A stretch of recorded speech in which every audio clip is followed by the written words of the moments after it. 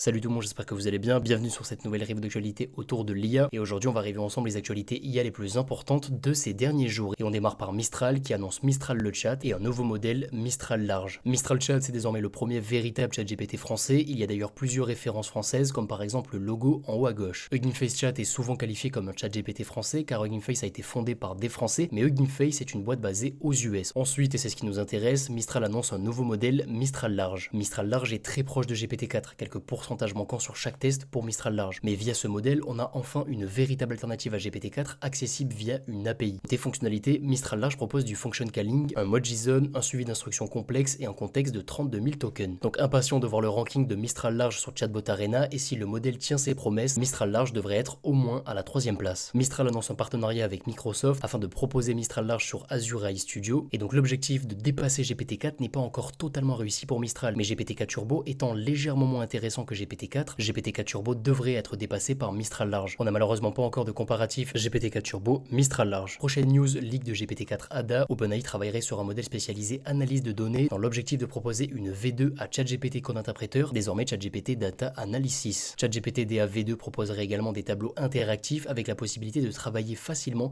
sur une ligne ou sur une colonne. Aucune date de sortie officielle, mais je vous tiens au courant sur le Discord dès qu'on peut accéder à ChatGPT DA V2. Prochaine news, Figure AI lève 623 millions de dollars pour accélérer son développement. L'objectif de Figure AI, produire un robot à l'apparence humaine capable de réaliser des tâches dangereuses afin de pallier à la pénurie de main-d'œuvre. Parmi les investisseurs, on retrouve Intel, Nvidia, Samsung, OpenAI et Jeff Bezos qui d'ailleurs serait l'un des principaux investisseurs. Dans le même segment, Tesla continue d'avancer sur son robot Tesla Optimus et Musk souhaite avoir plus de pouvoir sur Tesla afin de, je cite, faire de Tesla un géant de l'IA et de la robotique. On risque donc d'avoir des avancées assez incroyables dans ce secteur en 2024 et Tesla a publié cette vidéo qui montre une amélioration de la vitesse de déplacement du Tesla Optimus. Prochaine news, OpenAI Phaser, un dashboard OpenAI secret entre guillemets accessible via un sous-domaine. En quelques heures, on a eu de nombreuses spéculations autour de ce dashboard, mais ce serait finalement qu'un simple outil qui aurait été utilisé par OpenAI pour la récupération de données d'entraînement. Prochaine news, Musk, Grok et Midjourney. L'IA de Twitter, désormais X, ne semblait pas être une priorité pour Musk ces dernières semaines, mais lors d'un live sur X, Musk a annoncé qu'un potentiel partenariat entre Grok et Midjourney était en discussion et Musk poursuit donc son objectif de faire de X une app ultra complète. Prochaine news, nouvelle version de Stable Diffusion SD3. La réponse de Stable Diffusion à DALL-E 3 et Midjourney V6 s'est fait attendre, mais elle est enfin là. SD3 est globalement au niveau de DALL-E 3, voire supérieur en termes de génération, mais reste pour moi inférieur à Midjourney V6. Via SD3 Stability AI, la boîte derrière les modèles Stable Diffusion propose une techno impressionnante d'amélioration de qualité d'une image.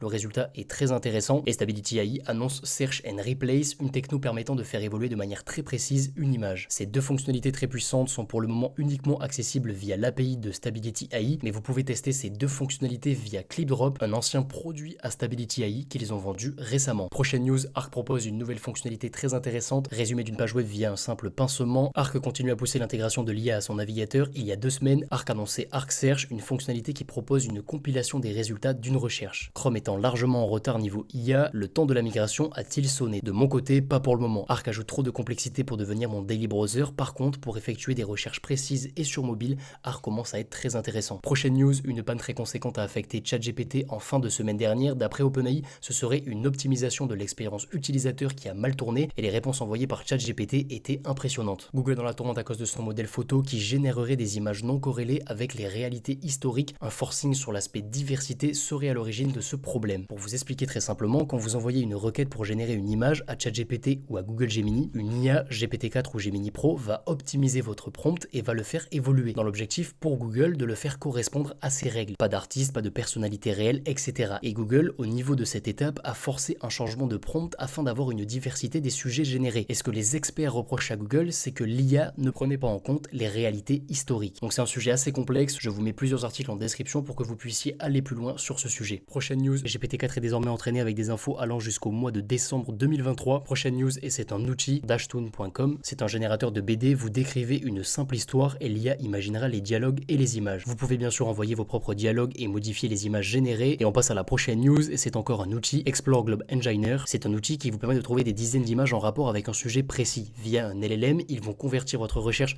en plusieurs chapitres, et pour chaque chapitre, l'outil va chercher des images correspondantes sur le web. Nvidia dépasse les prévisions les plus optimistes, CA x2 en un an et bénéfice x7, et la raison est simple, l'IA a besoin de toujours plus de GPU. Adobe Acrobat annonce l'intégration de l'IA, Elon Musk annonce que le premier humain à avoir reçu la puce cérébrale de Neuralink s'est complètement rétabli et est en mesure de contrôler une souris d'ordinateur. Avant-dernière news, Replica, un site qui propose des compagnons IA, commence à créer une sérieuse dépendance chez certaines personnes et cette dépendance se traduit en mème, donc c'est positif car ces personnes semblent avoir combattu une certaine solitude, mais en même temps c'est assez dangereux. Ensuite, on a une combinaison que je n'avais pas vu venir, TikTok X deepfake X mathématiques, un compte TikTok deepfake des personnalités US pour introduire des leçons de mathématiques, et on termine cette vidéo sur un discours très intéressant du patron de Nvidia qui parle d'erreur quand il mentionne le fait d'apprendre le code à des enfants, car il dit que tout le monde sera à terme un programmeur et que c'est donc plus intéressant de s'intéresser à d'autres domaines pour cumuler plusieurs expertises. Donc on arrive à la fin de cette review d'actualité autour de l'IA, j'espère qu'elle vous aura plu. Si c'est le cas, n'hésitez pas à vous abonner. On se retrouve mercredi pour une vidéo autour de Sora. Si vous avez la moindre question, n'hésitez pas à venir sur le Discord de la chaîne. Je vous dis à très bientôt. Ciao ciao.